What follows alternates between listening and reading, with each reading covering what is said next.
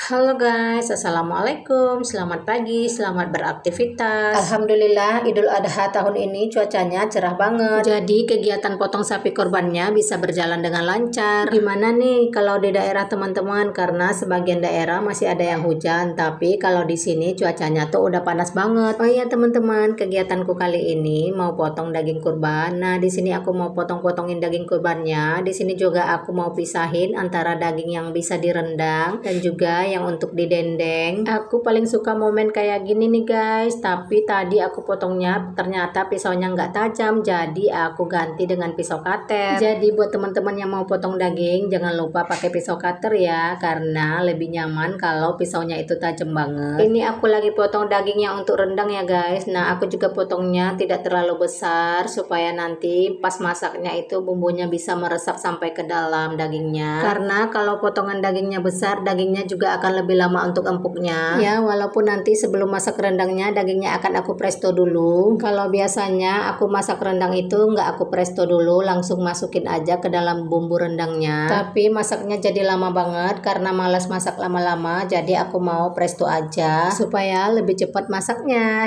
Oke, aku lanjutkan dulu motong dagingnya. Ini dagingnya udah aku bekuin di freezer ya guys. Nah ini terlihat kan kalau dagingnya masih beku. Sebenarnya ini udah aku keluarkan dari tadi, tapi yang ini agak telat dikit aku keluarkannya. Tapi tenang dulu guys, dengan pisau yang super tajam ini semuanya bisa terselesaikan dengan gampang. Selanjutnya aku mau potong daging yang untuk masak dendeng ya guys. Nah ini dagingnya itu dipotong tipis-tipis. Oh ya guys, kalau menurut aku motong dagingnya untuk masak dendeng itu lebih nyaman kalau dagingnya dalam kondisi beku ya guys. Nah seperti ini dagingnya dalam kondisi beku, jadi aku lebih gampang untuk mengiris dagingnya tipis-tipis. Tapi kita juga harus menggunakan pisau yang tajam dan tipis seperti ini ya guys. Jangan lupa tetap harus hati-hati, jangan sampai tangannya juga jadi korban ya guys. Nah ini aku masih motong daging dendeng yang dalam kondisi beku, udah kayak motong buah mangga aja ya kan guys. Tapi beneran ini tuh aku nagih banget motongnya guys, karena segampang itu dan karena pisaunya tajam itu juga aku semakin lebih nyaman dan gampang buat motong dagingnya guys.